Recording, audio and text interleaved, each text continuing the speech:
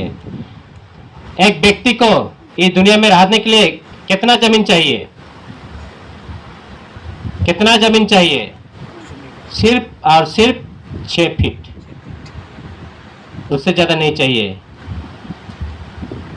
लेकिन हम इस दुनिया में कमाने के लिए चाहते हैं बहुत सारा धन दौलत,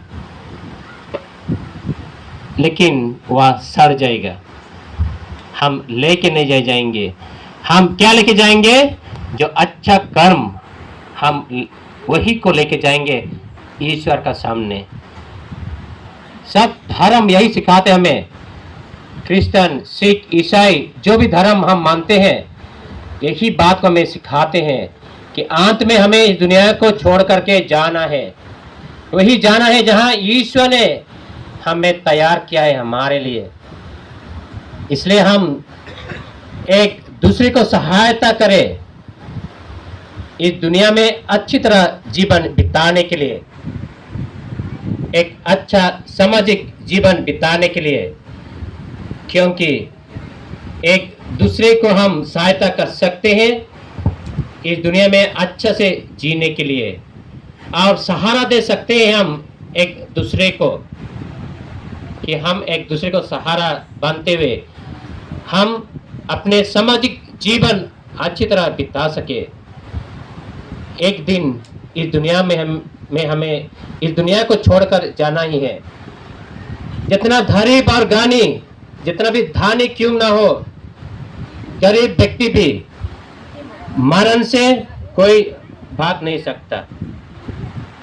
जितना भी पैसा क्यों ना हो, कौड़ी क्यों ना हो, हम मरण से बच नहीं पाएंगे, मरण हमें नहीं छोड़ेगा। इसलिए हमें हर समय रेडी होना है।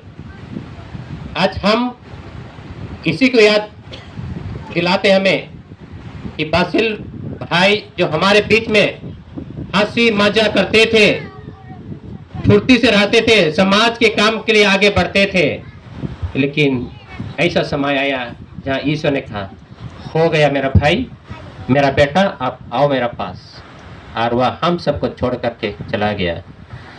हम लोग का भी दिन आएगा, एक दिन जब हम इस दुनिया को हमें छोड़ना पड़ेगा।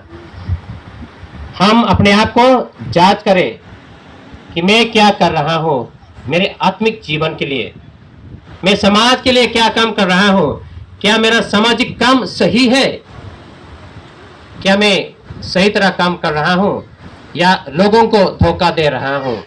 यदि हम लोगों को धोखा देते हैं लेकिन ईश्वर में सही नजर से देखते हैं, सबका ईश्वर है, ईश्वर में देखते हैं, और ईश्वर चाहते हैं कि हम उनकी सेवा करें, लोगों को सेवा करके। हम ईश्वर को सेवा करते हैं जब हम लोगों को सेवा करते हैं। लोगों को सेवा करना ईश्वर का काम है। जैसा मैंने बताया, प्रभु ने हमें अपने प्रतिरूप में सृष्टि किया, ईश्वर के रूप में हमें सृष्टि किया। इसलिए हम एक दूसरे को सेवा करना है, यह हमारा फर्ज बनता है। एक मनुष्य होने के नाते, एक इंसान होने के नाते यह फर्ज बनता है, मैं एक दूसरे को सहायता करे एक अच्छा जीवन बिताने के लिए, एक अच्छा सामाजिक जीवन बिताने के लिए। और यदि हम उस काम में यदि हम सही तरह नहीं कर रहे हैं, ईश्वर हमें जरूर देख रहा है ऊपर से। यदि हम 2 नंबर करके हम सेवा करते हैं, कभी कभी समाज में ऐसा होता है कि हम समाज से पैसा लेते हैं और सेवा नहीं करते हैं, तो ईश्वर हमें जरूर यह चेतावनी देंगे। तो इसमें भाई और बहनों, आज हम लोगों का मनन चिंतन करने का दिन है। जब हम अपने भाई को याद करते हैं, हम अपने आप को भी यह बात याद दिलाए कि ईश्वर ने हमें जीवन दिया है, ईश्वर ने हमें शक्ति दिया है उनकी सेवा करने के लिए।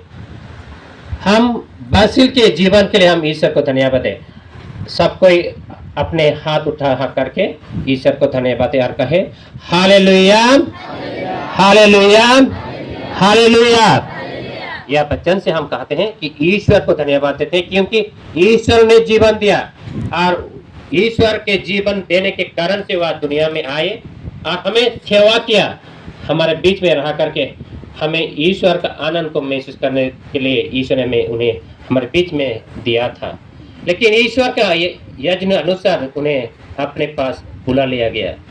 आइए विश्वासीगण, जो हम विश्वास करते ईश्वर पर, मैं विश्वास करता हूँ कि सबको यहाँ बैठे हुए हम एक न एक ईश्वर पर जरूर विश्वास करते हैं, और यह हमारा फर्ज बनता है कि मनुष्य को सेवा करना हमारा धर्म है, और यह धर्म को हम अच्छी तरह निभाएं, ताकि जब अंतिम दिन हमें भी दुनिया को छोड़कर जाना है, बहुत सारे लोग आएंगे, हमारे लिए प्रार्थना करेंगे, हमें सहायता करेंगे अनंत जीवन पाने के लिए।